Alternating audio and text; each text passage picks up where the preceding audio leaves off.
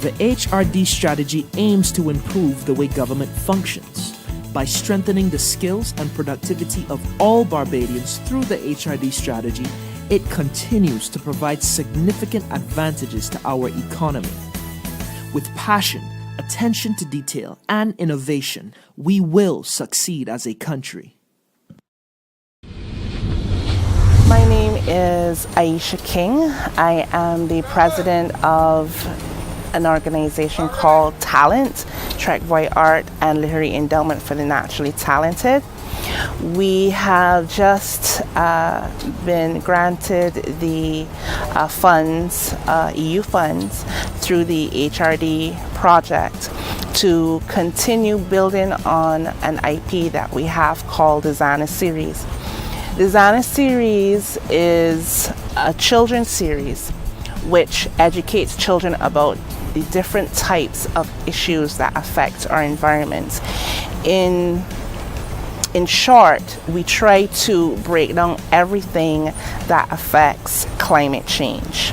The HRD strategy has now really allowed us to continue building on the IP.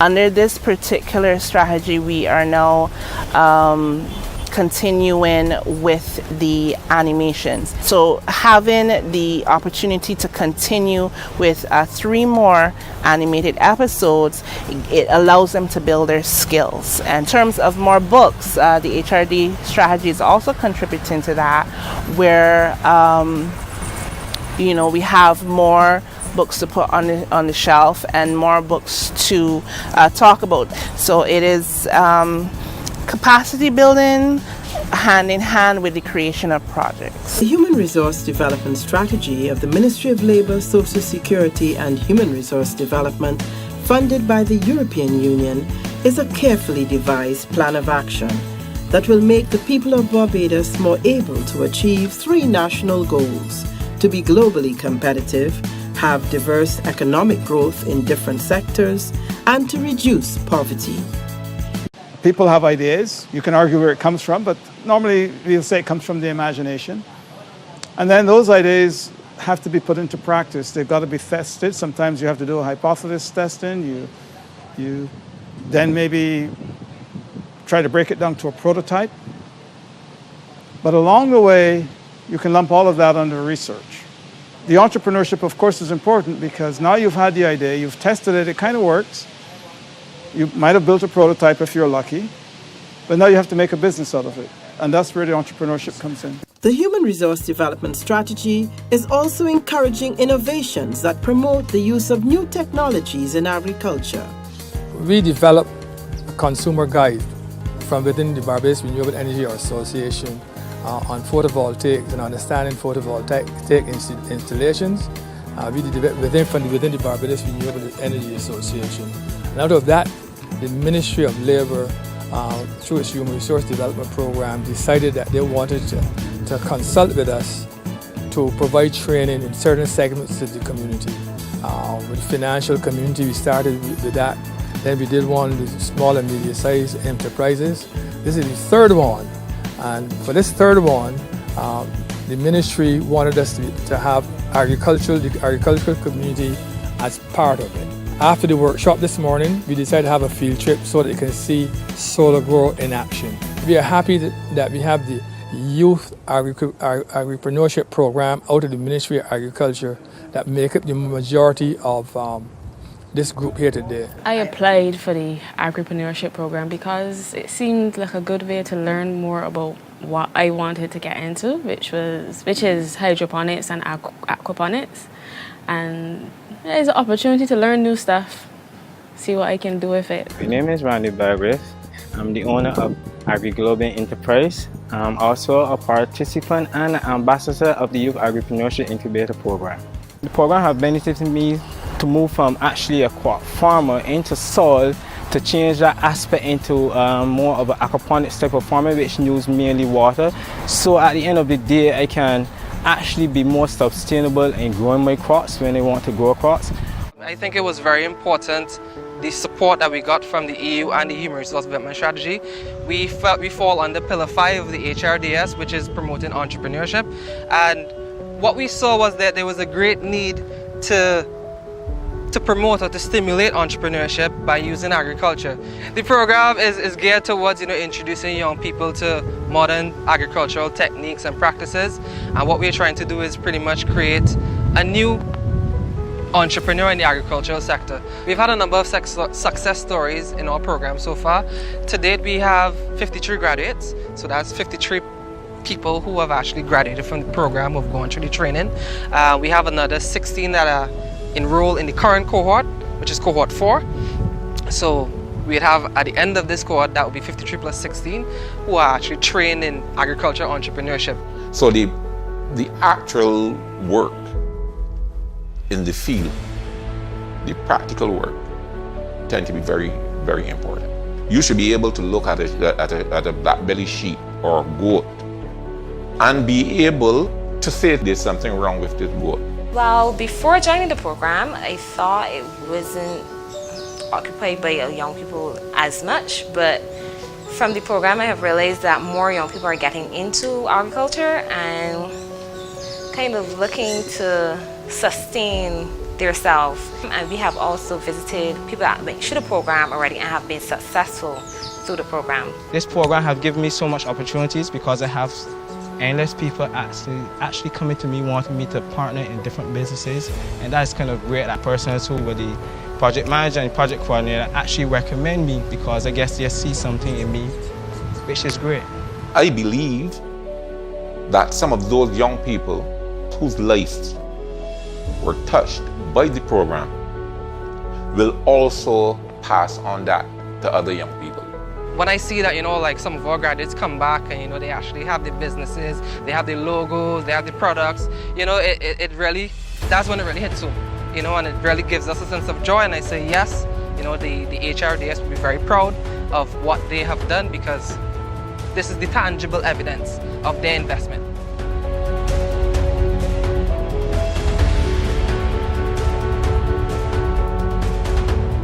The HRD actually identified the renewable energy sector as one of its potential growth areas for Barbados. So we submitted an application to them in the period 2014 to 2015 to facilitate the production of a solar PV guide as well as the delivery of 4 sensitization training workshops as part of that initiative. As part of the project, we felt it was important to let people actually see the technology, as well. They're talking about it all the time. So the project in Belle Plaine was a unique one because it was a mixture of renewable energy and agriculture in an environmentally controlled agriculture facility. And the persons could actually see how you use solar for something very practical and something that is not very typically used for, that is agriculture. So the funding from the HRD project was really quite unique. It so coincided with their objectives to bring about greater awareness in the agriculture sector of the alternative ways that they can make their production more efficient. And when we approached them about it, they were quite keen. And it happened a lot quicker than we really anticipated. Definitely has been a milestone for the Barbados Renewable Energy Association. It now sets us apart as a leading NGO, not only locally but across the region in the renewable energy sector. It has allowed for us to be able to facilitate our mandate, specifically the component which speaks to education, training and sensitization, and that could not have been possible without the funding provided by the Human Resource Development Strategy.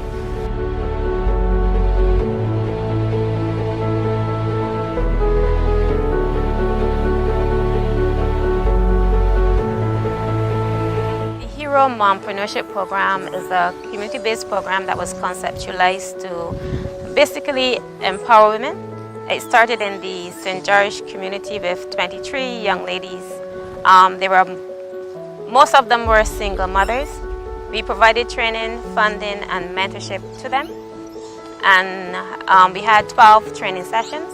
The program was for a 3-month period. The program was conceptualized by the program patron, Senator Dr. the Honorable Esther Baisuku. She felt there was a need based on the feedback she was getting in the community and what she was seeing to empower women. We had our graduation on December 3rd at the Valley Resource Center. What we wanted to do was to celebrate the young ladies for having come start the program and finish the program. First time I ever graduated, first time I ever completed anything in life. With the funding that we had from the graduation, I used the funding to pay for my hairdressing course. So that was the start. So today I'm actually a certified hairdresser.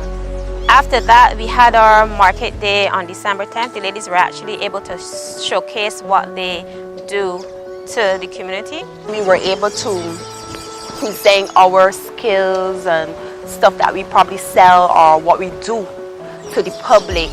And it was really nice just to get out there and do your stuff that you like to do, and people seeing it, and you know, and then people inquiring like, wow, we didn't know that this thing, and you know, and people were really interested in it. I would like another market day. It was really nice. It was really nice and beneficial for all of us. I want him to see me as his role model, always realizing that even though mommy have 3 children and doing things on her own in life, I'm still able and capable of getting up and making a better life for them, letting them know that despite that you got your struggles in life, you know you still got to keep on going forward. We could be something. We could do something. We could take our talents, we could take our skills, and we could turn them into successful businesses. We just got to keep trying and find the right connections, and things will happen.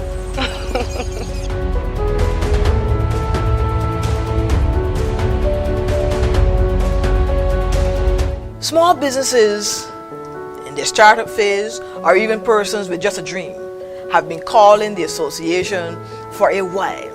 What do I need to do to start my business? Where do I go? Believe it or not, there was no body of information that a person could access to answer these questions. However, through the HRD strategy, we were able to engage consultants to help us develop a toolkit that provides the navigational information about starting your business. You know, the SBA has been around for over 3 decades, and the small business sector even longer. The truth is, we have not been able to quantify the impact. We felt as an association that represents the sector that it was important to bring to bear statistics, quantifiable and qualifiable information that policymakers, academics, practitioners themselves, business support agencies can use to help with the development of policies, etc. And through the HRD strategy, we were able to put together a proposal. The unit there loved it, and they partnered with the association to ensure that this survey could have been done. We engaged Salisis, a UWI, to conduct this survey, and for the very first time in the history of small business development in Barbados, we have a body of research information that will answer critical questions and now be used as a strategic tool for practitioners, etc., within the sector. And I am proud to be a part of this milestone for small business development in Barbados.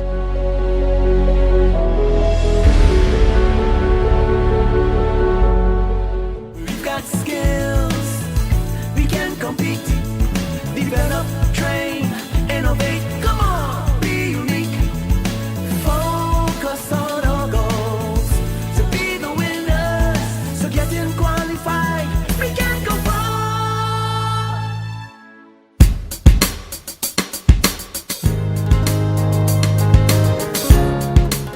The potential of the average person is like a huge ocean unsailed, a new continent unexplored, a world of possibilities waiting to be released and channeled towards some greater good.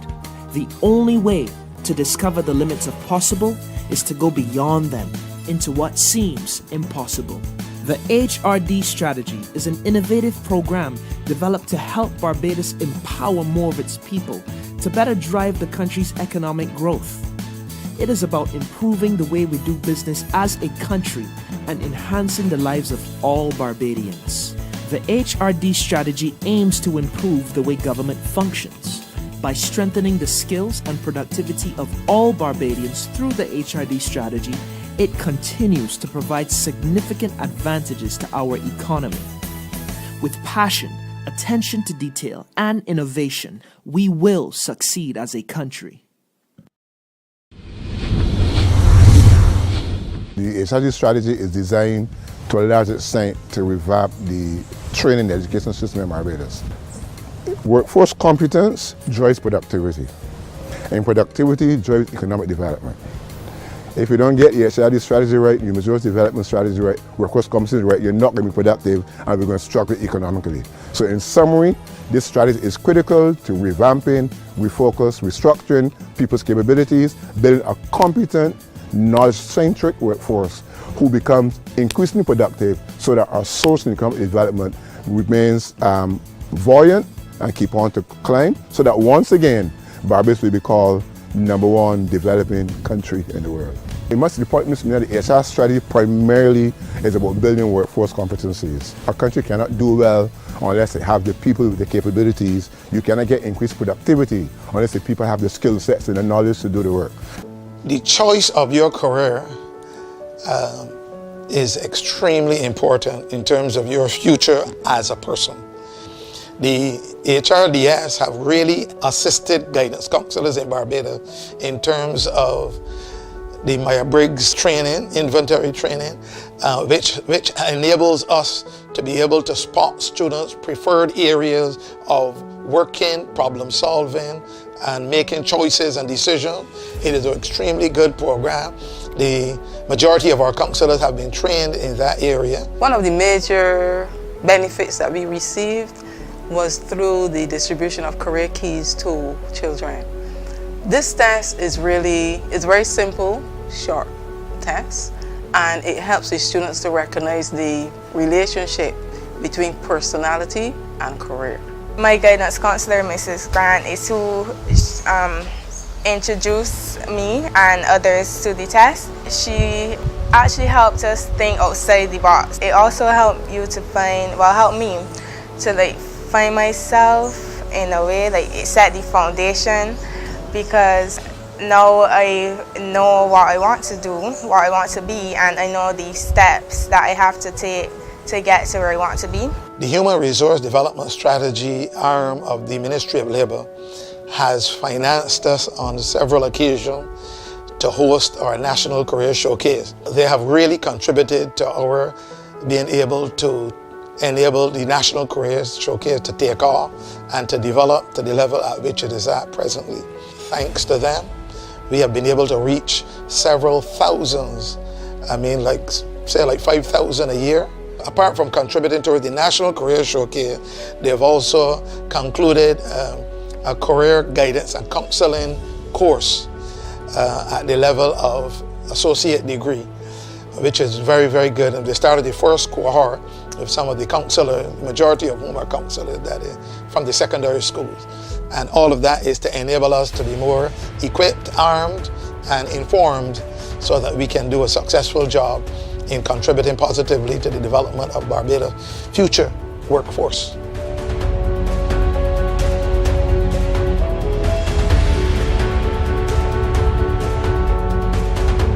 The competency-based training fund was established to promote a more demand-driven technical and vocational education and training system.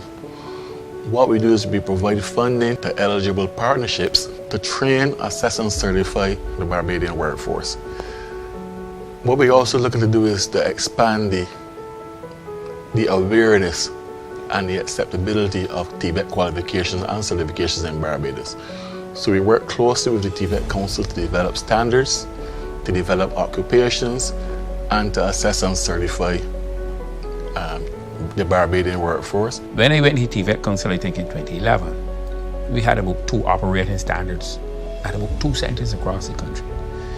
And with the onset of the CBTF, I think there was about 5, and between 5 and 7. Now we're up to 50 centres across the country with a whole plethora of qualifications going.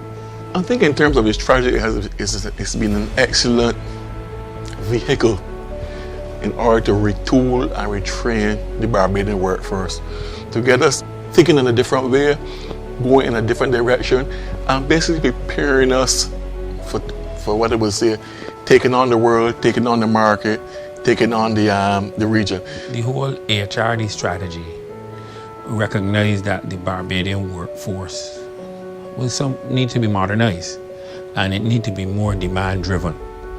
The whole education and training system need to be more demand-driven. Well, right now, because of the fund, we have about close to 2,000 certified and growing. By the time the project is finished, we're going to have just about 35 to 3,700 people certified out of the CBDF alone.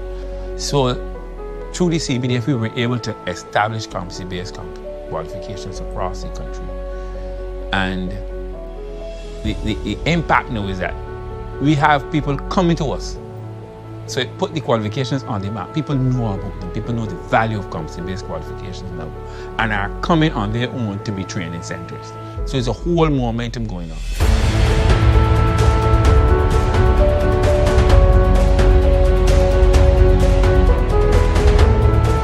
We are very happy to have had the opportunity to benefit under the Human Resource Development Strategy from the funds provided through the collaboration with the European Union.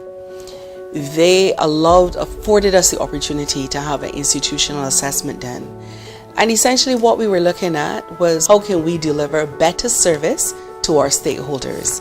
And the competency framework was a result. The competency framework, therefore, gives us a background, a foundation, if you will, to train public officers to be competent in their jobs. It speaks to what essentially are effective and ineffective behaviors and helps them to develop behaviors in line with the framework. And it will also entail us having collaboration and more discussion with the other HR partners in the Ministry of Civil Service and the Public Service. So our partners in the Ministry of Civil Service, Personnel Administration Division, those are the critical ones that we would need to discuss with them exactly how we implement the framework. There was a recognition that there was a need for assessment of our senior managers. We would have asked the EU to provide us with consultancy to review that performance review and development system, and also to look at implementing a 360-degree feedback system for senior managers. We benefited here at PAD in terms of being exposed to current thinking and knowledge about the implementation of such systems. It allowed us to have the access to technical expertise that would have allowed us to be able to refine that system and to ensure that it was culturally relevant and how they can be best used to develop officers and to develop the public service.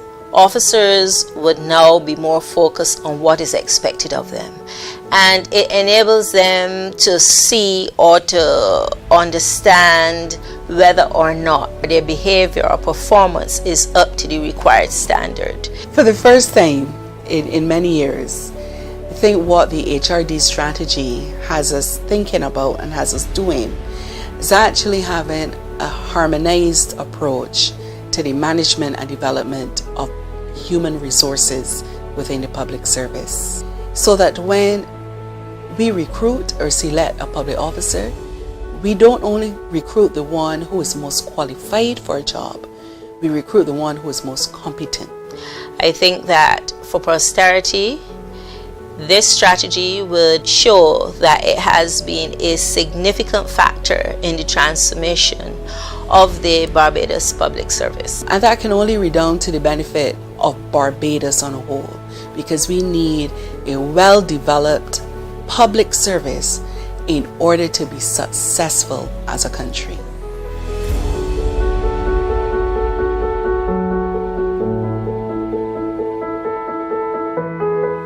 The Ministry of the Civil Service, while it is the human resource agency, is also responsible for ICT within the public service.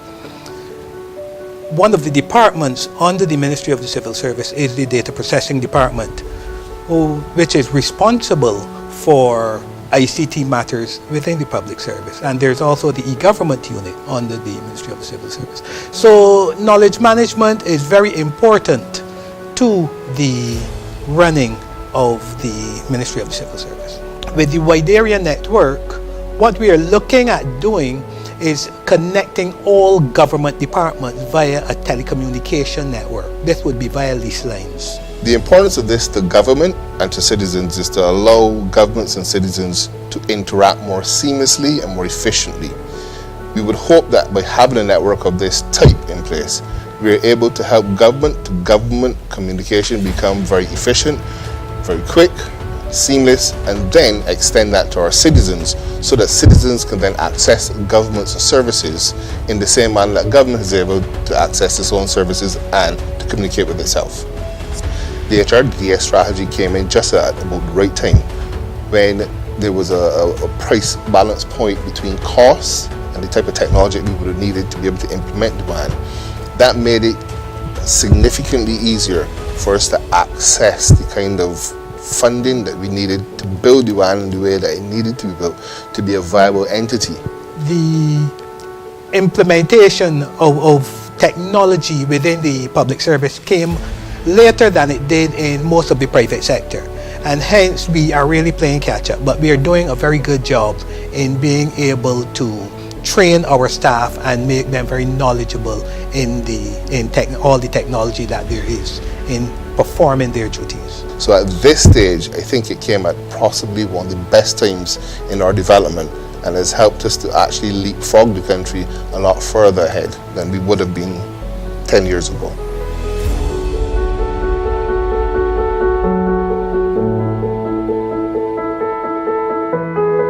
It must be said that this strategy was financed by the European Union, and they must be commended for the commitment to the government to put that amount of money into the development of this strategy. And it came in a timely fashion for the country as well too.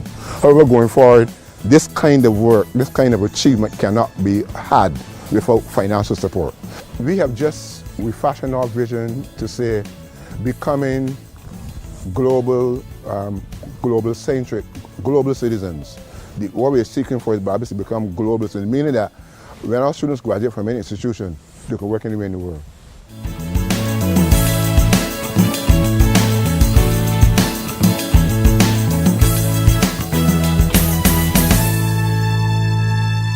We can dream because there is where it all begins, with a step, knowing we can do it. See the light. It's time to realize our potential to grow, to be whatever we dream.